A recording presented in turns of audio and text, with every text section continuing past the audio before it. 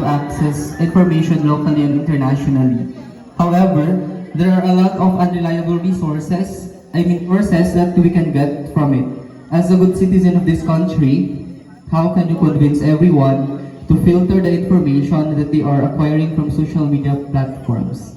Again, social media platforms have been an easy way to access information locally and internationally. However, there are a lot of unreliable sources that we can get from it. As a good citizen of this country, how can you convince everyone to filter the information that they are acquiring from social media platforms?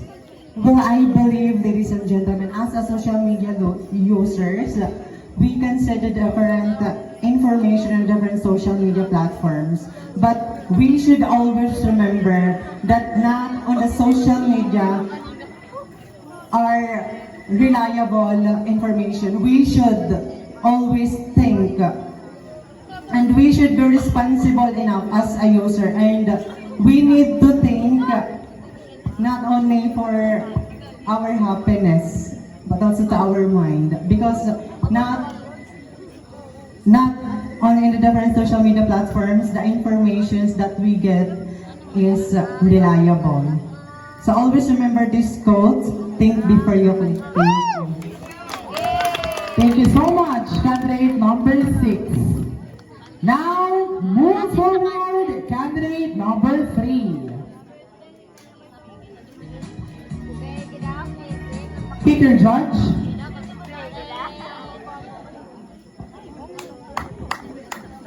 Your judge is judge number 3.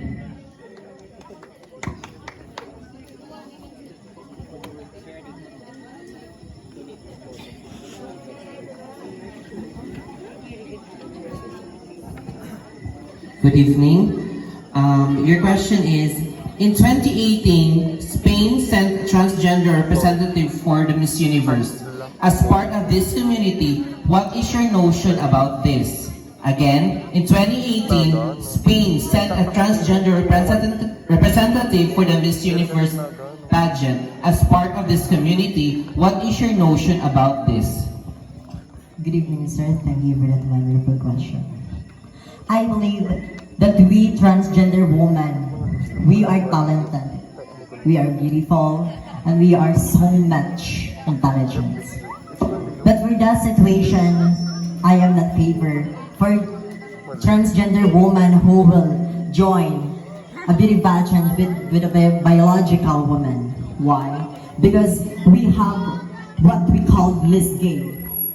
And for international pageant for beauty queen, for transgender woman, we have what we call the international pageant. I think as a gay, you should know your limitation and we should respect the woman.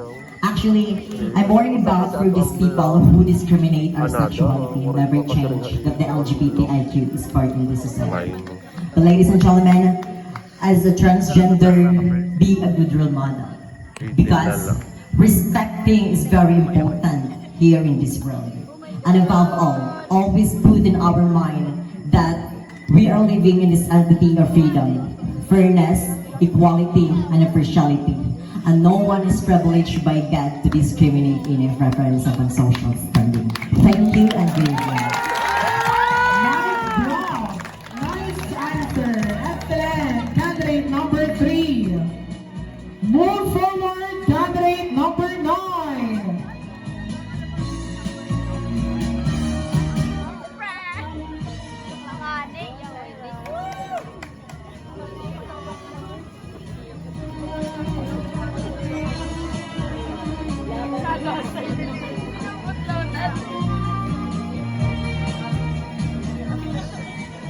Your judge is judge number 7.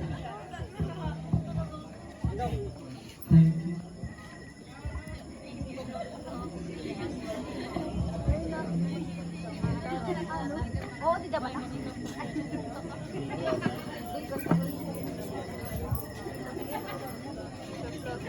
Good evening.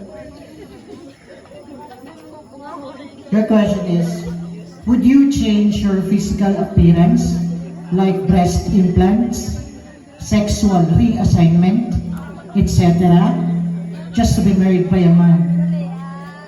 Why? Again, going to repeat the question. Would you change your physical appearance like breast implants, sexual reassignment, and etc., just to be married by a man? Why? Thank you for that wonderful question.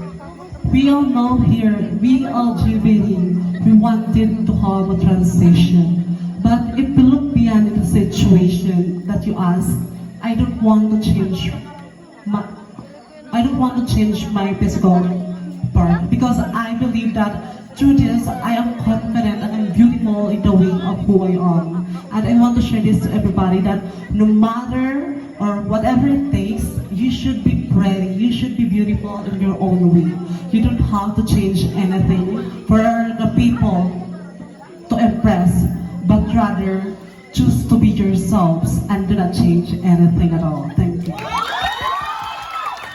Oh, great answer. Candidate number 9. We only have 2 candidates left, and here it goes. Candidate number 1.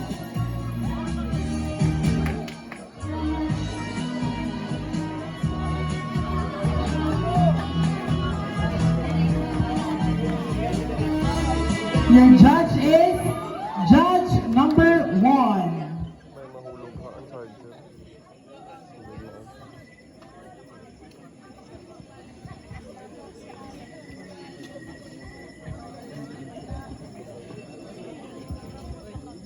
Hello, candidate number 1. Hi, good evening. You are so pretty tonight. Thank you very much for Okay.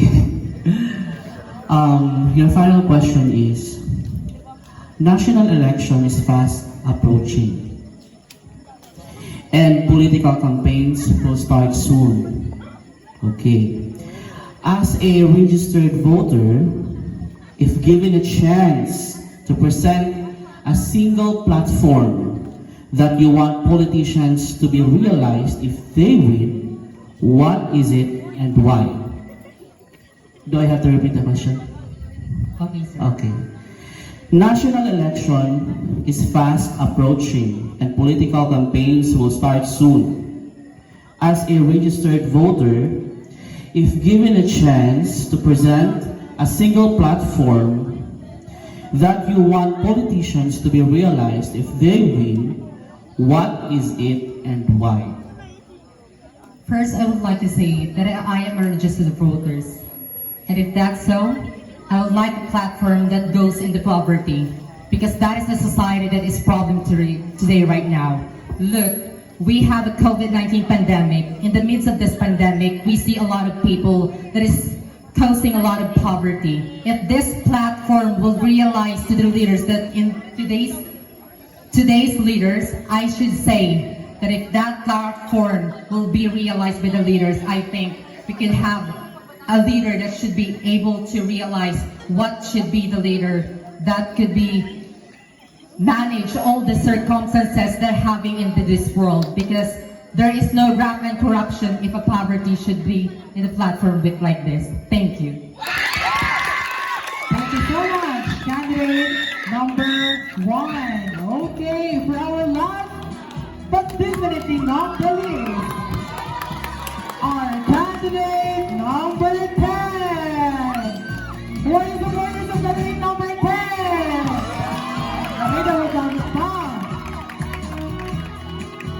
Hello, good evening.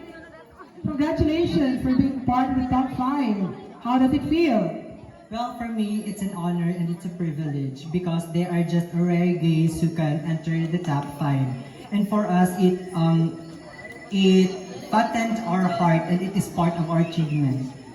Oh, of course, it is a well-deserved position, or well-deserved to be part of the top 5. But of course, you have to answer your final question. Are you ready? Okay, it seems so.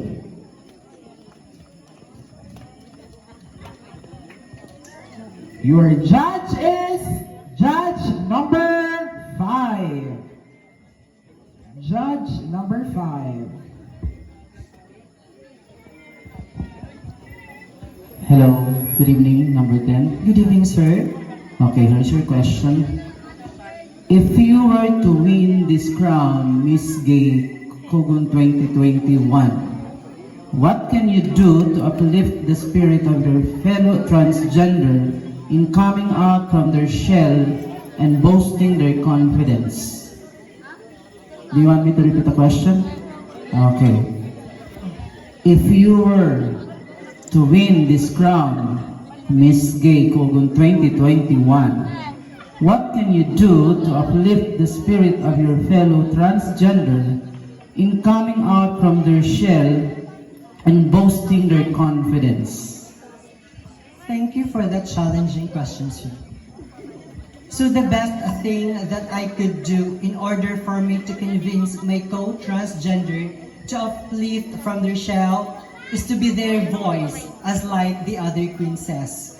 To be their voice to the voiceless, where I will be the one who will convince them to get out from their shell in order for them to express themselves, to express what they have, to express their talent, and most of all, to express who they are. That is the most important. Thank you.